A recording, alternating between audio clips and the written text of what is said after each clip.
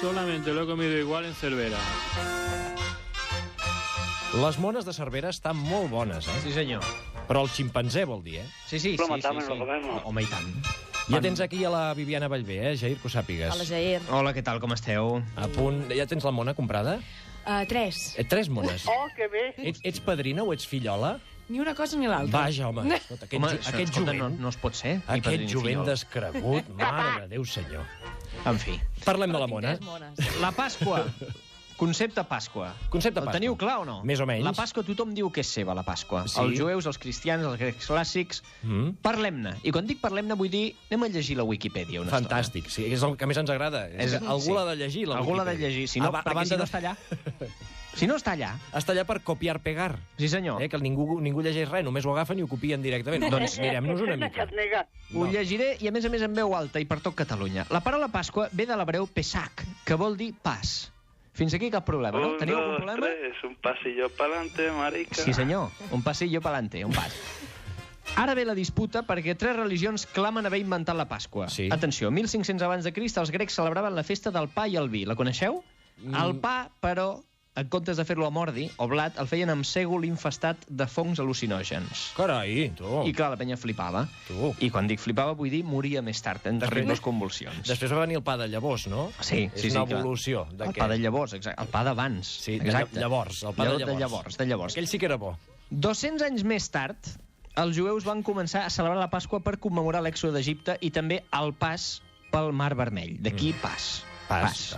Veus que maco? És allò que hi havia vaga de peatges i es va obrir el mar i van poder passar sense pagar peatge. Sense pagar, perquè tu saps el que és pagar el peatge al mar aquell? Home, la pagues amb la vida. Amb la vida, exacte. Usted es molito, ahora en serio, ¿eh? Els cristians, 1000 anys més tard com sempre, i robant tradicions, per variar, van decidir que Pasqua era celebrar la resurrecció de Crist. Bé, aviam. És que Jesucrist va triar l'època de Pasqua per ressuscitar. Doncs serà això. Ja va veure que hi havia la festa muntada i diu que allò ho farem aquests dies. I ho farà aquests dies, que hi ha 3 coses. Tenim yonquis grecs, tio que separa el mar o el primer zombi de la història.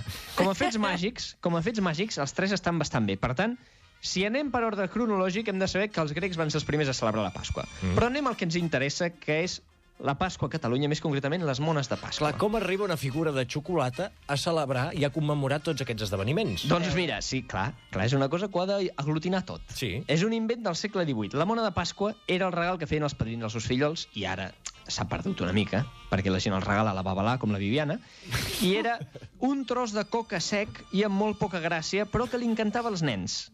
I hem de recordar que a Catalunya al segle XVIII el més dolç que menjaven els nens era el bròquil. Sí! Ho sabeu, això? Clar, era una llaminadura de llavors. De llavors, exacte, de preguerra. Sí.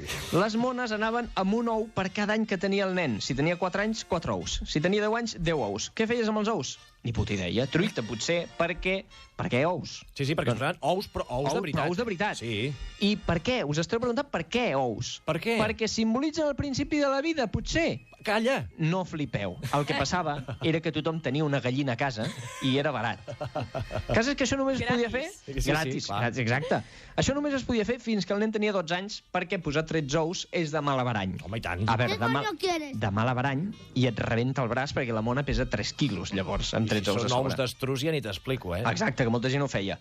Amb el pas del temps, els estuts xocolaters, com l'Antonio Escrivà o en Willy Wonka, van decidir que els ous normals eren una merda i van decidir que de xocolata eren més bons. I vet aquí la mona que tots coneixem. Una base de cartolina, un ninot de plàstic i un ou de xocolata. Las nugas de pollo. 35 euros, toca't els ous. Sí, esclar que sí. I una figura de plàstic, que normalment a una botiga val 2 euros i ara te'n cobren 7 a les pastisseries. Dius, carai, l'intermediari... Hosti, noi, per anar a comprar un tall de Bob Esponja i posar-te-la allà a sobre... Tenim unes declaracions del gremi de pastissers sobre el tema de les mones. A veure, sisplau.